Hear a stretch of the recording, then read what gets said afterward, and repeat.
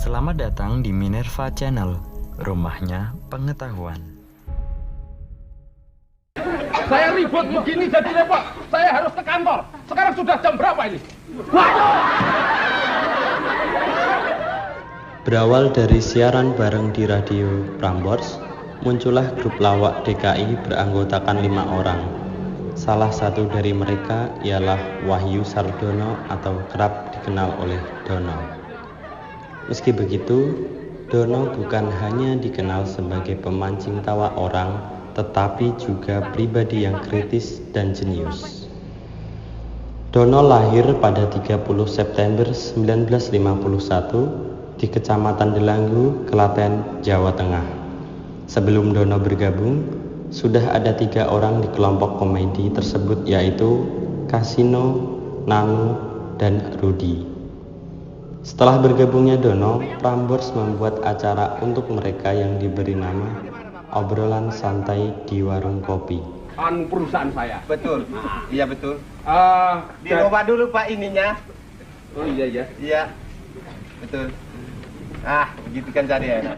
Saat itu, Dono masih menjadi mahasiswa di Fakultas Ilmu Sosial Universitas Indonesia. Ia termasuk mahasiswa yang kritis dan dikenal sebagai aktivis UI. Sebab itulah akhirnya Dono diajak untuk bergabung dengan Radio Warkop. Lalu di tahun 1976, Indro ikut bergabung. Dengan formasi yang terdiri dari 5 orang itulah secara perlahan nama mereka semakin dikenal pendengar Prambors dengan panggilan Kawula Muda. Acara Obrolan Santai di Warung Kopi pun akhirnya lebih dikenal dengan Warkop atau Warung Kopi. Sewaktu di bangku perkuliahan, Dono aktif mengisi koran kampus dan rajin menyumbang karikatur. Dono juga senang naik gunung bersama temannya Anto dan Kasino, sehingga menjadi bagian dari Mapala UI atau mahasiswa pecinta alam di kampus tersebut. Selain memiliki sisi humoris, Dono suka berdiskusi dan seperti aktivis lainnya sering mengkritik pemerintah periode 1960 sampai 1970. Dono juga ada di garda terdepan saat para tentara melakukan aksi represif di Universitas Atmajaya. Ia membuktikan bahwa dirinya adalah warga negara yang kritis menghadapi pemerintahan yang semena-mena. Maka saat melawak dan memberi hiburan pun bersama dengan Warkop seringkali disisipi kritik sosial. Di waktu lain dia sering menyiapkan Terms of Reference atau TOR, seminar-seminar, berkunjung ke DPR dan menyiasati demo-demo. Setelah menyelesaikan skripsinya, ia menjadi asisten dosen Profesor Selo Sumarjan atau yang dikenal sebagai Bapak Sosiologi Indonesia. Setelah itu, Dono juga sempat menjadi dosen, tetapi tidak lama. Dia lebih tertarik pada dunia film.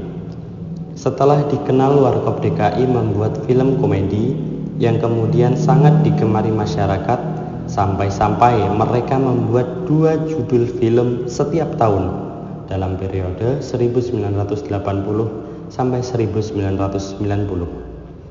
Film pertama mereka berjudul Mana Tahan, dibuat pada tahun 1979. Film tersebut menceritakan tentang kehidupan 4 mahasiswa yang diperankan oleh Dono, Kasino, Indro, dan Nanu. Ceritanya menarik, ditambah dengan logat-logat daerah seperti Jawa, Batak, dan Betawi. Ketoprak pantesan. Bakat terpendam kau. Ya, saya mau lihat kemampuan saya dulu. Alah, udah gak usah pikir-pikir. Kerjain apa yang lo bisa. Ayo kita pulang.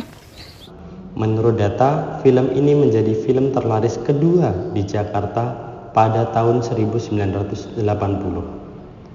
Menurut sang anak, Arya, ayahnya juga pernah menjadi kartunis, mengembangkan bakat yang muncul sejak Dono sebagai siswa SMP. Saat itu dia mengirimkan kartun karyanya ke koran-koran wilayah Klaten. Uniknya, Dono tak menggunakan nama pribadi, melainkan nama istrinya di setiap kartun itu. Sampai pada suatu hari, ada surat kabar yang mengundang kartunis-kartunis untuk menjadi pembicara di acara, termasuk istri Dono, karena ia dianggap sebagai kartunis. Hal itu membuat istrinya kelabakan karena tidak tahu membuat sebuah kartun karena pekerjaan tersebut dilakukan suaminya. Kejeniusan dan kecerdasan Dono ternyata menurun kepada 3 anaknya. Damar Canggih Wicaksono misalnya, kini ia dikenal sebagai ahli nuklir. Andika Arya Sena, lulusan UI, dan Satrio Sarwo Trengginas menyelesaikan pendidikan di Belanda.